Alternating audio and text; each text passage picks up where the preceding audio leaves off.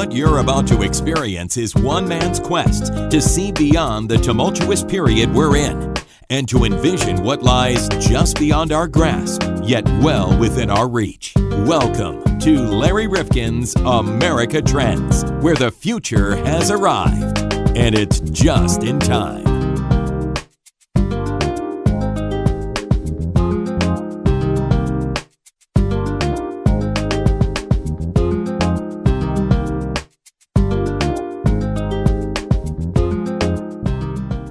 Welcome back to America Trends. I'm Larry Rifkin along with John Krofsik. And John, you and I love to explore the world and outer space, and we've gone to Mars on this podcast.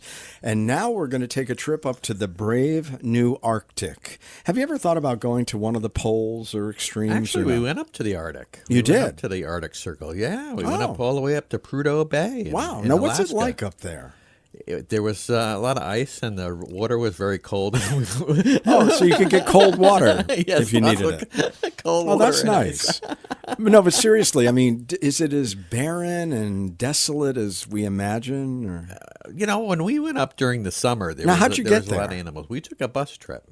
A bus trip? We took a bus trip. From where? From Fairbanks. Oh, okay. So you can take a bus from Alaska. There's what's the name of that highway up there? The Donner Pass, where everybody's eating each other? Where the ice road truckers go on. I must have missed that reality show. So did you enjoy it? How long did you stay there? Yeah, it was very interesting. We stayed up in Prudhoe Bay for 2 days. We slept in the same places the oil, all the oil people stay up there, and they had great food. I tell you, the food was great, and the accommodations a lot of were restaurants. Good, yeah. Well, no, they have these big buildings full of food. And people. Okay, but not restaurants. Well, look, we're going to go to the brave new Arctic, but we're not going to spend any time or have any meals. What we're going to be talking about is really what kind of telltale signs do we see in the Arctic that tell us about what's happening with our climate. Mark Serreze, the author of Brave New Arctic, and he's also the director of the National Snow and Ice Data Center and a professor of geography. I didn't know we had a National Snow and Ice Data Center, did you? That makes two of us, no. But a fascinating guy. And what I really liked about him, John, is that he was a bit of a skeptic about man's impact on climate. And he's come around after a long bit of research and thinking. And he admits that, look, nothing is infallible in terms of information. But he took his time to be convinced and used the Arctic as really an example of where the climate is changing more rapidly than in other places. And he is now convinced that we are having this deleterious impact that we all regret.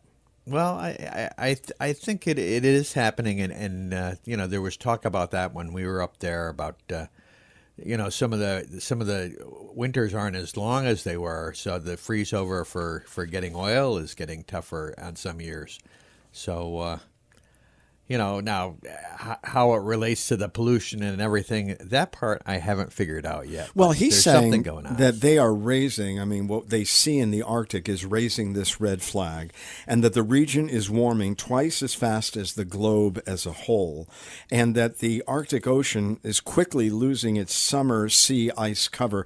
There are just a lot of things that he has seen over time. He's saying that any of the skepticism that he's had is now being overrun by the data and the evidence. And he goes up there quite regularly. He's not somebody who's there all the time, but he goes back repeatedly to see what is going on. And he's written this book called The Brave New Arctic, The Untold Story of the Melting North. And it's really worth our time to listen to him today on America Trends. Mark Serreze is with us, and his book is called Brave New Arctic, The Untold Story of the Melting North. And Mark, although I think on our podcast there are probably many people who really have bought into climate change, but there are still a lot of skeptics out there. And I know you as a scientist find that to be frustrating and disconcerting at this point in time. However, going back some time ago, you thought that perhaps there was another explanation other than man's contribution. Tell us how you turned the corner on this issue. Yeah, well, the issue with me is that this was, say, back in the late 1990s, and we were really seeing the Arctic change, no doubt about it. But I didn't see what I considered to be this fingerprint of a human impact on climate. What I saw were changes that seemed to be more easily explained from just what we call natural climate variability, shifts in wind patterns and things like this. And that's what I was seeing. And it took just a few more years, however, for me to turn around, because then, it was only over a span of about 5 years that human imprint of change became so prominent. So, yeah, I was a bit of a skeptic there for a while, but it was really just the vast weight of evidence that finally turned me over. So for somebody who's listening who still may not have tipped the balance on this issue, I mean, is there one piece of evidence or information that so attracted your attention as a scientist that you finally said enough is enough, and I need to communicate this in books like Brave New Arctic? Yeah, well, I would say it was really a compendium of all kinds of evidence. Okay, the sea ice cover is decreasing. Maybe you don't believe that. Maybe you don't believe those data. Then you got to explain why it's warming. Then you got to explain why the permafrost is warming, why the ocean is warming, all these sorts of things. And after a while, it gets pretty hard to refute that something big is going on. But I would say the thing that really turned me around, the one thing, was something that we call Arctic amplification. Now, this was something that was predicted quite some time ago, and this prediction was, as the climate begins to change, we're going to see the temperature increases in the Arctic first, and that's where they're going to be the most pronounced. And right around 2008, 2009, that just came out in force. And so what you've got is a situation now where the Arctic is warming up at least twice the rate as the rest of the globe. And that was one of these predictions that was out there a long time ago and turned out to be absolutely spot on. So that was certainly one of the big pieces for me. And the Arctic, I mean, you have spent a lot of time there. Most of us have only seen it in pictures and video. Give us a snapshot of what the Arctic really is, what it means to you as somebody who has journeyed there so many times, and why it's a harbinger of what's to come around here. Yeah, well, it's at least when I first went there, why I got hooked on it was just this pristine, unspoiled place. I started work up on this little ice cap on Ellesmere Island, way up north, 82 degrees north. It was then part of Northwest Territories. Now it's part of Nunavut. Just stepped out of this airplane and was just floored by what I had seen, and that hooked me on it. It's a very sparse beauty. What do you call it? A very spare beauty to it. It's a hard thing to describe, but yeah, a lot of things have really changed up there. And I didn't get to go up there this year; just the schedule didn't work. But hopefully, that will be an exception rather than the rule. You say that the climate records are clear. Surface temperatures are rising twice as fast compared to the rest of the globe, so twice as fast in the Arctic. Yeah, that's right. And this is this idea of this Arctic amplification. And the very early climate models we had coming out in the mid-1970s were saying that when things start warming up, this is what we're going to see. We're going to see this Arctic amplification. And that turned to be spot on, as I mentioned. Now, the reality is this thinking actually goes back a lot further than that. Way back in 1896, this very smart guy named Svante Arrhenius, who later won the Nobel Prize, basically said that as atmospheric concentrations of carbon dioxide rise, we're going to see the change most strongly in the polar regions. Now, he wasn't quite right, because it's really the Arctic as opposed to the Antarctic, but he pretty much hit the nail on the head. So it just goes to show you how long people have been thinking about these sorts of things. And help us to understand the difference between the Arctic and the Antarctic. Probably many of us confuse the two. Yeah, that's right. Well, of course, the Antarctic is where the penguins are, of course. We don't have those in the Arctic. In the Arctic, we have polar bears and things like that. But they are very different poles apart, as people say. And the Arctic is really responding very fast right now. It's strongly warming up. The Antarctic has been more of that sleeping elephant that's now beginning to stir. Oh, yeah, the Antarctic is warming up, but not like the not like the Arctic. And a lot of that is just plain old physical geography. If you look at the Arctic, it's a big Arctic Ocean surrounded by land. The Antarctic is a big, high, very cold ice sheet surrounded by ocean. Very, very different places, and they're behaving very differently. You say that the scientific community is shaken, and you use that term, I'm sure, advisedly. How shaken are they, and how frustrated are they that we, who are just everyday citizens, may be getting disinformation about this? Well, we are shocked. I think, it's a shock that's actually grown through the years. In many ways, we never thought that the changes would unfold as fast as they have. And I think to all of us, it's extremely frustrating because the Arctic really is telling that story. I've probably been on some radio interview or something where I said something like the Arctic is screaming, and it really is screaming. It's getting hoarse at this point. But we've long known that the Arctic is where this is going to happen first, where this is going to be the biggest, and that's exactly what is happening. And it really is that red flag out there, and it is very frustrating to us that it's hard to convey what is happening up there and what that potentially means for the rest of the world. And how much should the scientific community be working to tell that story?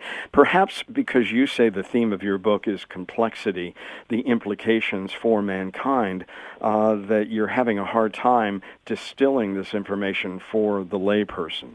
It can be a little hard to distill some of this for the layperson, but not as hard as you might think.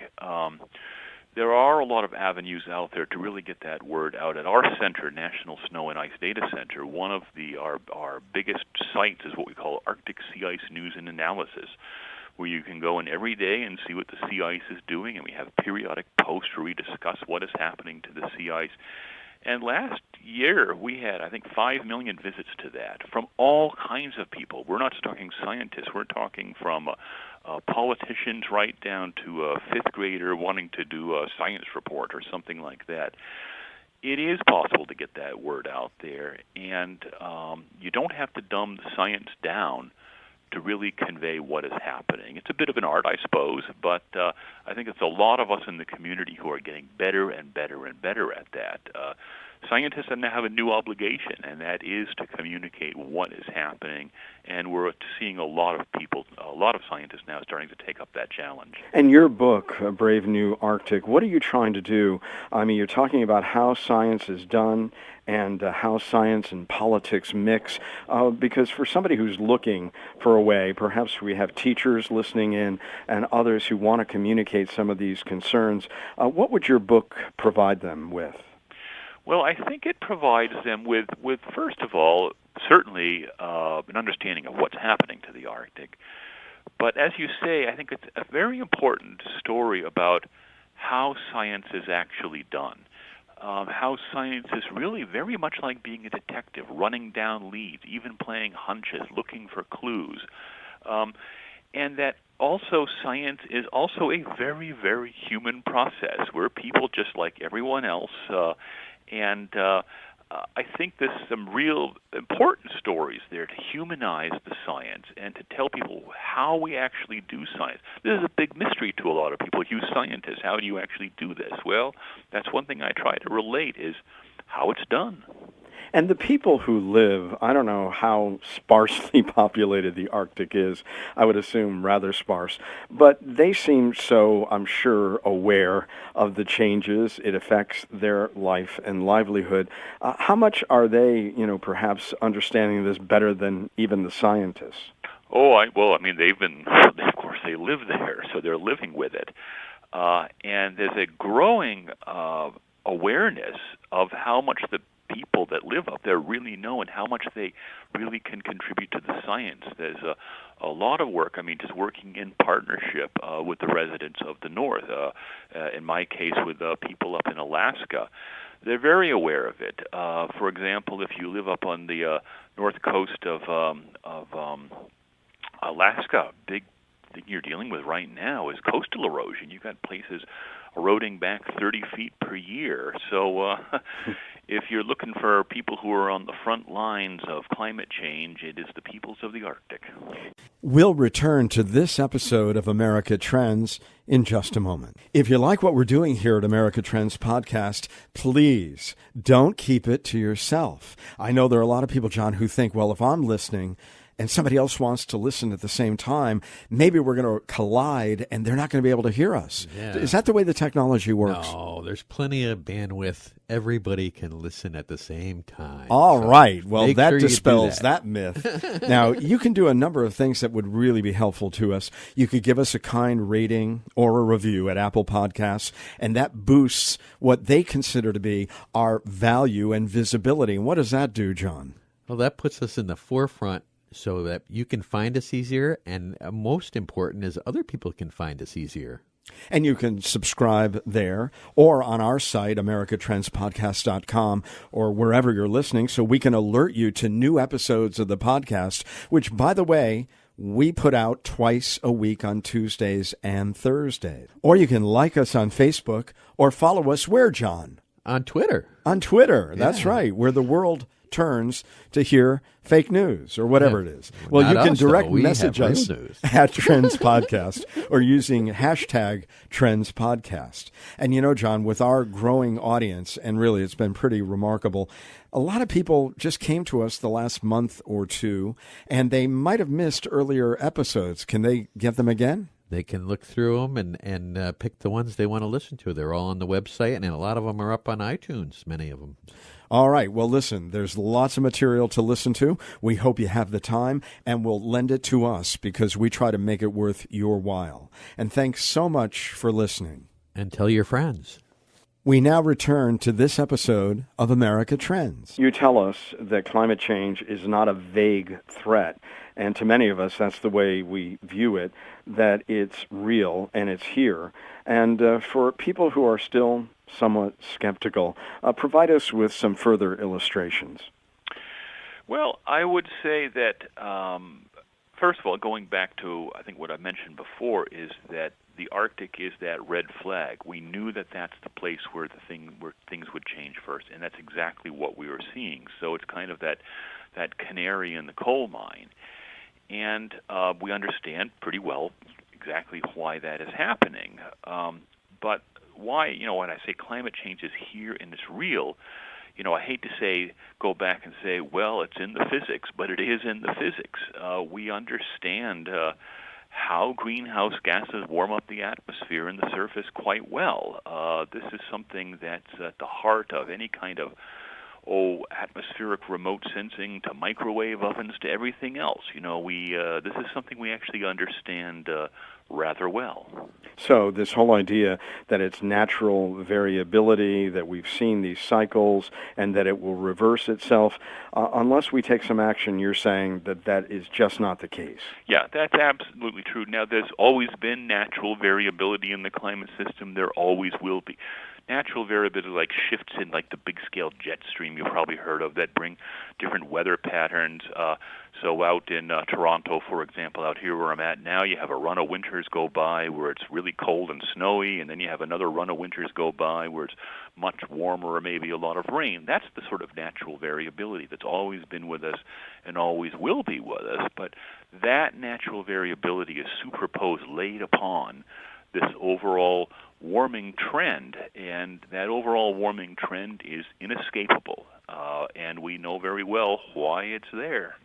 Let me take some of the quotes from your book, Brave New Arctic, The Untold Story of the Melting North, and just to amplify them a bit. The Arctic is quickly losing its summer sea ice cover, and wintertime losses are also starting to become prominent. Help us with that. Yeah, well, one of probably the most visible change in the Arctic is what's happened to that sea ice cover. Now, of course, it's a floating ice cover on the Arctic Ocean. It ranges from half a centimeter thick up to 10 meters more thick. 30 feet in some places. and it waxes and wanes with the seasons. So naturally it grows through the autumn and the winter, and it shrinks through the spring and the summer. We've tended to be looking at the end of summer extent of the ice as this sort of indicator of the overall health of the sea ice cover. And it makes sense because, after all, the autumn and winter growth has occurred, the spring and summer melt has happened. What have you got left? And that's what you have in, like, September. And it's going down like a rock, something like 13% per decade. And there's ups and downs upon that, of course. But there used to be, until recently, no one was paying a whole lot of attention to what was happening in winter. The trends were smaller, but they were there, of course. But, boy, that's really starting to change. The last 4 winters, we've seen these tremendous heat waves over the Arctic Ocean, something I've never seen before. And that's certainly affecting the growth of ice in the winter, and it appears like the ocean's getting into the act now, bringing a lot of heat in from the south in ways that are preventing winter ice growth. So there's a lot of crazy things going on right now in winter. So, yeah, we've been tending to look at what happens in summer in the Arctic in terms of the sea ice, but winter has suddenly become very, very interesting. You're listening to Mark Serreze, and he is a renowned climatologist and director of the National Snow and Ice Data Center. What happened in 2007, Mark? You devote an entire chapter to that. That's right. Well, most of a chapter, I think the chapter is called Rude Awakenings, and this really was a rude awakening.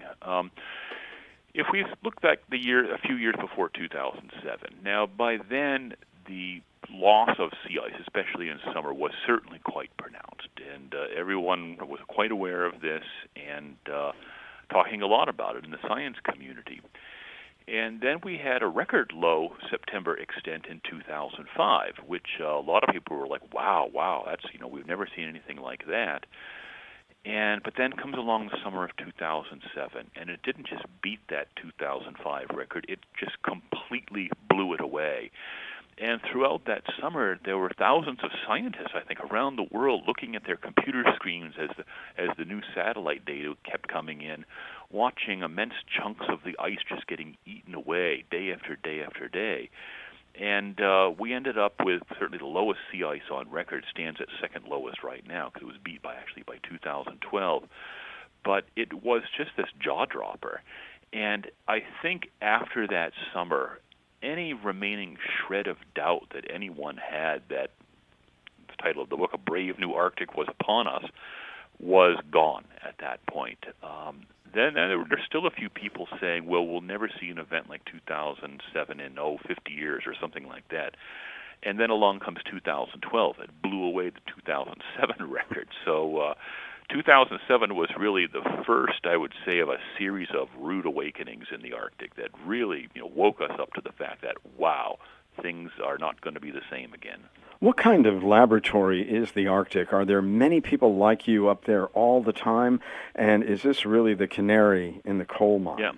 Well, there's all kinds of scientists. Now, I'm not actually up there all the time. I go up when I can. But most of my work I do back down at the University of Colorado, looking at things like the satellite data and things like that, looking at things from orbit. So I'm kind of a guy that gets out there when I can. You got to get hit it with your own hammer. But there are other people, people from the University of Fairbanks, for example, kind of makes sense, who are really pretty much up there all the time.